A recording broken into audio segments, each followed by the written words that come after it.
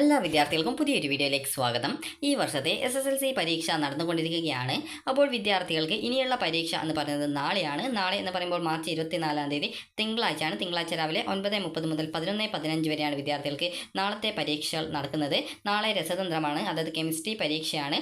അപ്പോൾ വിദ്യാർത്ഥികൾ നന്നായിട്ട് പഠിക്കാനായിട്ട് ശ്രദ്ധിക്കുക.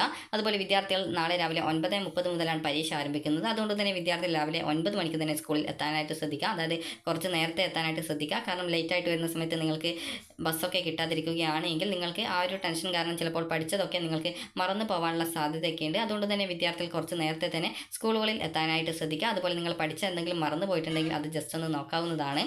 അപ്പോൾ വിദ്യാർത്ഥികൾ ഈ ഒരു നിങ്ങളോട് പറയാൻ കാരണം ടെൻഷൻ അടിക്കാതെ തന്നെ പരീക്ഷ എഴുതുക. കാരണം പല വിദ്യാർത്ഥികളും പറഞ്ഞതാണ് ഈ ഒരു ടെൻഷൻ ഉള്ളത് കാരണം പരീക്ഷ ഹാളിൽ ചെന്നപ്പോൾ പഠിച്ച കാര്യങ്ങളൊക്കെ മറന്നുപോയി എന്നുള്ളത്. അതുകൊണ്ട് തന്നെ വിദ്യാർത്ഥികൾ ഒട്ടും ടെൻഷനൊന്നും അടിക്കേണ്ട യാതൊരു ആവശ്യമില്ല. കാരണം ഇതൊരു സാധാരണ പരീക്ഷയാണ്. അപ്പോൾ നിങ്ങൾക്ക് എത്രത്തോളം മാർക്ക് വായിക്കാൻ പറ്റുമോ അത്രത്തോളം മാർക്ക് നിങ്ങൾ വായിക്കാൻ ശ്രദ്ധിക്കുക.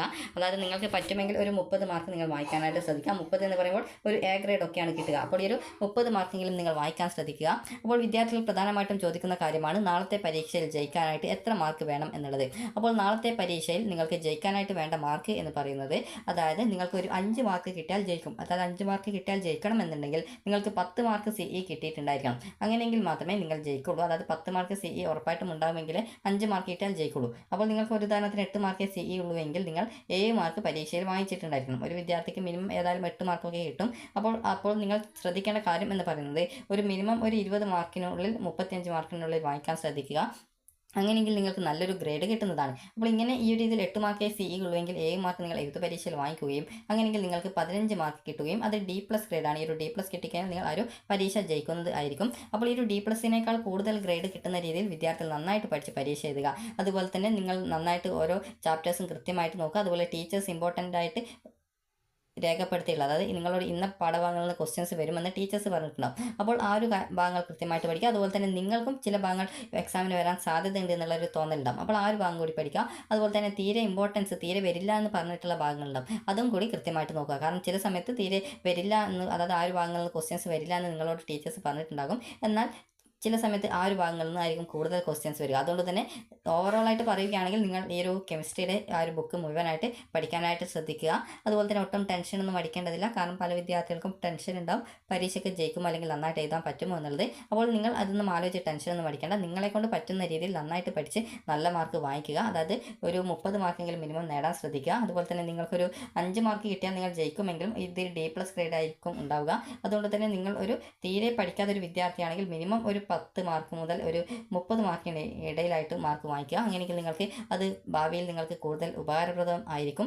കുറഞ്ഞ മാർക്ക് വാങ്ങിച്ചു കഴിഞ്ഞാൽ നിങ്ങൾക്ക് ഇപ്പോൾ SSLC ജയിക്കാം എന്നുള്ളത് മാത്രമേ ഉള്ളൂ, പിന്നീട് വലിയ പ്രയോജനമൊന്നും ഉണ്ടാവില്ല. അപ്പോൾ അതുകൊണ്ട് തന്നെ നിങ്ങൾ ശ്രദ്ധിക്കേണ്ട കാര്യം എന്ന് പറയുന്നത് നന്നായിട്ട് പഠിച്ച് പരീക്ഷ എഴുതുക. അതുപോലെ തന്നെ കെമിസ്ട്രിയിൽ നിന്നും ലോഹങ്ങളുടെ നിർമ്മാണ ഭാഗങ്ങളിൽ നിന്ന് അയിരുകളെക്കുറിച്ചുള്ള ആ ഒരു ചോദ്യങ്ങളുണ്ടാകും. അതായത് ചിലപ്പോൾ ബോക്സൈറ്റ് എന്തിൻ്റെ അയിരാണെന്നുള്ളത്. ബോക്സൈറ്റ് നിങ്ങൾക്കറിയാം അലൂമിനിയത്തിൻ്റെതാണ്. അതുപോലെ ഹെമറ്റൈറ്റ് ഇരുമ്പിൻ്റെതാണ്. ഈ ഒരു രീതിയിൽ നിങ്ങൾക്ക് വിവിധ ലോഹങ്ങളുടെ അയിരുകളെക്കുറിച്ചുള്ള 1 വേർഡ് ക്വസ്റ്റ്യൻസ് ഒക്കെ ഉണ്ടായിരിക്കും. അപ്പോൾ അങ്ങനെയെങ്കിൽ നിങ്ങൾക്ക് ആ ഒരു രീതിയിൽ നിങ്ങൾ ആൻസർ എഴുതുന്ന സമയത്ത് നിങ്ങൾക്ക് 1 മാർക്കൊക്കെ കിട്ടുന്നതാണ്. അതുകൊണ്ട് തന്നെ നിങ്ങൾക്ക് ഏതൊക്കെ ലോഹങ്ങളുടെ അയിരുകൾ നിങ്ങൾക്ക് അറിയാം അത് കൃത്യമായിട്ട് നിങ്ങൾ പഠിക്കാനായിട്ട് ശ്രദ്ധിക്കുക. അതുപോലെ തന്നെ കെമിക്കൽ ബോണ്ടുകളുണ്ട്. കെമിക്കൽ ബോണ്ട് എന്ന് പറയുമ്പോൾ അതായത് ആ ഒരു സംയുക്തത്തിൽ ഈ ഒരു കാർബണിൻ്റെ എണ്ണം എത്രയാണ് എന്നുള്ളതനുസരിച്ച് അതിന് പേര് നൽകുന്ന ഇതുണ്ട്. അപ്പോൾ അത് നിങ്ങൾ ആ ഒരു കാര്യം കൃത്യമായിട്ട് പഠിക്കുക. അതായത് ഒരു കാർബൺ ഉള്ള സമയത്ത് അതിൻ്റെ എന്താണ് പേര് വരുന്നത്, അതുപോലെ തന്നെ ഈ ഒരു 2 കാർബൺ ഉള്ള സമയത്ത് അതിൻ്റെ ആ ഒരു പേര് എന്താണ്. അപ്പോൾ നിങ്ങൾ ഈ ഒരു രീതിയിൽ കൃത്യമായിട്ട് അതിൻ്റെ ആ ഒരു ഘടനയും അതുപോലെ തന്നെ ഈ ഒരു എങ്ങനെയാണ് അതിൻ്റെ പേര് വരുന്നത് എന്നുള്ള കാര്യം കൂടി കൃത്യമായിട്ട് നിങ്ങൾ മനസ്സിലാക്കുക. അതുപോലെ തന്നെ അതുപോലെ തന്നെ നിങ്ങൾക്ക് ഈ ഒരു അതായത് ബ്യൂട്ടൈൻ, ഇതുപോലെ ഹെക്സൈൻ, ഇതുപോലെ വിവിധ ഈ ഒരു സംയുക്തങ്ങളുടെ പേരും കാര്യങ്ങളൊക്കെ ഉണ്ട്. അതുപോലെ തന്നെ അതിൻ്റെ ആ ഒരു ഘടന എങ്ങനെയാണ് വരയ്ക്കേണ്ടത് എന്നുള്ളതും കൃത്യമായിട്ട് നിങ്ങൾ മനസ്സിലാക്കേണ്ടതാണ്. കാരണം ഈ ഒരു ഘടനയും കാര്യങ്ങളൊക്കെ കൃത്യമായിട്ട് ഈ ഒരു പരീക്ഷയിൽ ചോദിക്കുന്നതായിരിക്കും. അത് ഏതായാലും എല്ലാ വർഷവും സാധാരണഗതിയിൽ ഏതെങ്കിലും ഒരു ഭാഗങ്ങളിൽ നിന്ന് ഈ ഒരു ഘടനയെക്കുറിച്ചുള്ള, അതായത് പോളിമറുകൾ അതുപോലെ തന്നെ ഐസോമറുകൾ ഇവ പോലുള്ളവയിൽ നിന്ന് ക്വസ്റ്റ്യൻസ് വരാനായിട്ടുണ്ട്. അതുപോലെ തന്നെ ആൽക്കൈനുകൾ എന്താണ്, അതായത് ആൽക്കൈനുകൾ എന്തൊക്കെയാണ്, അതായത് എന്താണ് ആൽക്കൈൻ എന്നൊക്കെ പറഞ്ഞുകൊണ്ട് ചോദ്യങ്ങൾ വരാറുണ്ട്. അപ്പോൾ അതുകൊണ്ട് തന്നെ നിങ്ങൾ ശ്രദ്ധിക്കേണ്ട കാര്യം എന്ന് പറയുന്നത് നിങ്ങൾക്ക് വരാൻ സാധ്യത ഉണ്ട് എന്ന് തോന്നുന്നതാണ്. നിങ്ങളുടെ മനസ്സിലുണ്ടാവും ഇന്ന ഭാഗത്ത് നിന്ന് ക്വസ്റ്റ്യൻസ് വരാൻ സാധ്യതയുണ്ട് എന്നുള്ളത്. അപ്പോൾ നിങ്ങൾ കൃത്യമായിട്ട് ആ ഒരു കാര്യങ്ങളൊക്കെ കൃത്യമായിട്ട് നോക്കിയിട്ട് പഠിക്കാനായിട്ട് ശ്രദ്ധിക്കുക. കാരണം ഏത് ഭാഗങ്ങളിൽ നിന്നാണ് ക്വസ്റ്റ്യൻസ് വരിക എന്നുള്ളത് പറയാൻ സാധിക്കത്തില്ല. അതുകൊണ്ട് തന്നെ നിങ്ങൾക്ക് ഇമ്പോർട്ടൻ്റ് ആയിട്ട് തോന്നുന്നതും അതുപോലെ ഇമ്പോർട്ടൻ്റ് അല്ല എന്ന് തോന്നുന്ന ഭാഗങ്ങളിൽ നിന്നും പഠിക്കുക. കാരണം ചില സമയത്ത് നിങ്ങൾ ഇമ്പോർട്ടൻ്റ് ആണ് എന്ന് വെച്ച് പഠിച്ച ഭാഗങ്ങളിൽ നിന്നായിരിക്കും ക്വസ്റ്റ്യൻസ് വരിക, ചില സമയത്ത് ഇമ്പോർട്ടൻ്റ് ആണ് എന്ന് വിചാരിക്കാത്ത ഭാഗങ്ങളിൽ നിന്നായിരിക്കും ക്വസ്റ്റ്യൻസ് വരിക. അപ്പോൾ അതുകൊണ്ട് തന്നെ നിങ്ങളെക്കൊണ്ട് പറ്റുന്ന രീതിയിൽ നല്ലൊരു മാർക്ക് വാങ്ങിക്കാൻ ശ്രദ്ധിക്കുക. നിങ്ങൾ കുറച്ചെങ്കിലും നന്നായിട്ട് പഠിക്കുകയാണെങ്കിൽ നിങ്ങൾക്ക് ഒരു എ ഗ്രേഡ് ഉണ്ടെങ്കിലും ഉറപ്പായിട്ടും നേടാൻ സാധിക്കും. അതായത് D+ കിട്ടാൻ സാധ്യതയുള്ള ഒരു വിദ്യാർത്ഥിയാണെങ്കിൽ നിങ്ങൾ നന്നായിട്ട് പഠിക്കുകയാണെങ്കിൽ ഒരു എ ഗ്രേഡെങ്കിലും നിങ്ങൾക്ക് കിട്ടുന്നതാണ്. അപ്പോൾ അതുകൊണ്ട് തന്നെ വിദ്യാർത്ഥികൾ ഇനിയുള്ള സമയം വേസ്റ്റ് ചെയ്യാതെ നന്നായിട്ട് ഇന്ന് രാത്രിയും നന്നായിട്ട് പഠിക്കാനായിട്ട് ശ്രദ്ധിക്കുക. അപ്പോൾ എല്ലാ വിദ്യാർത്ഥികൾക്കും വിജയാശംസകൾ നേരുന്നു. അപ്പോൾ വിദ്യാർത്ഥികൾ ശ്രദ്ധിക്കേണ്ടത് ഒട്ടും ടെൻഷൻ അടിക്കേണ്ടതൊന്നുമില്ല. സാധാരണ ഇതൊരു പരീക്ഷയാണ്. അപ്പോൾ അതുകൊണ്ട് തന്നെ നിങ്ങളെക്കൊണ്ട് പറ്റുന്ന രീതിയിൽ നന്നായിട്ട് എഴുതി നല്ല മാർക്ക് വാങ്ങിക്കാനായിട്ട് ശ്രദ്ധിക്കുക.